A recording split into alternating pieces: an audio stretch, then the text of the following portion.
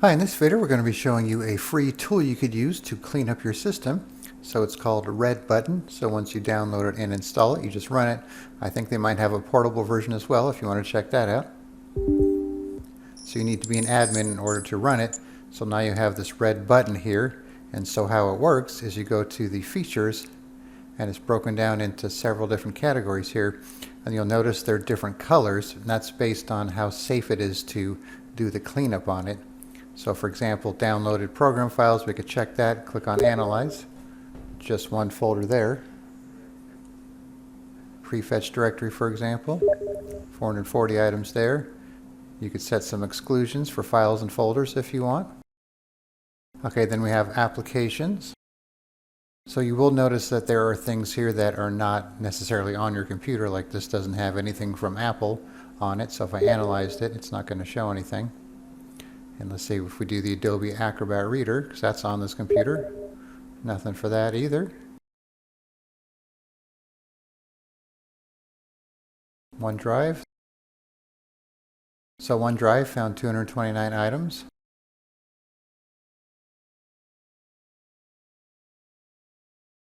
You can see there's a lot of stuff here. Then we have templates. You can see most of these are red. So if you want to clear up your invalid shortcuts, for example. So this might take a few minutes to run here. Okay, so just found one. Then we have other items here. Alright, so here you could actually add your own files and folders to be deleted. And then you could add a mask such as, star.txt for all text files, that type of thing. So be careful with this. And so one thing I will say before I forget is create a system restore before using anything like this. Back up your computer just in case you delete something you shouldn't and then you have a problem. Okay, so now we have the Registry Cleaner section here, which I don't recommend using because that's a good way to make things even worse. So you might want to leave this alone. So we have some applications. Let's just check one, for example, see if it finds anything. So it's not even finding anything under applications for the registry here. And then file association errors, for example, nothing there. Okay.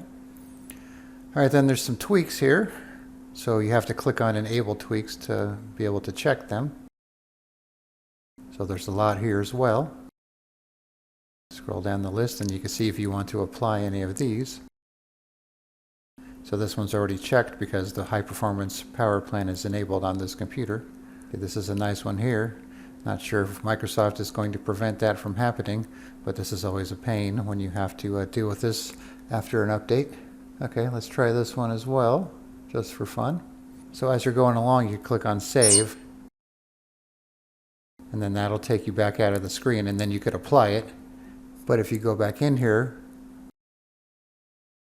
you'll notice it doesn't save the tweaks for some reason, but it will save your other options that we checked here.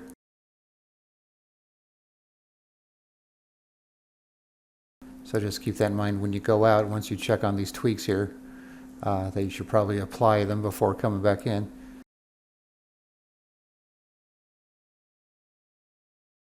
Okay, so let's check this here.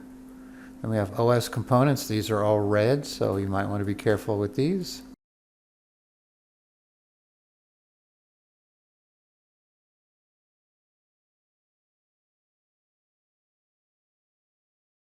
You see when we go back to tweaks, it's still there because we didn't exit out.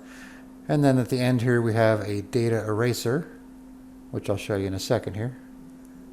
Alright, so let's save this. Alright, so now that we're ready, we just have to click the red button.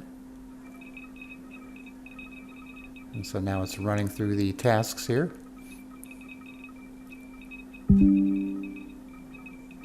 You can see the user account control option worked.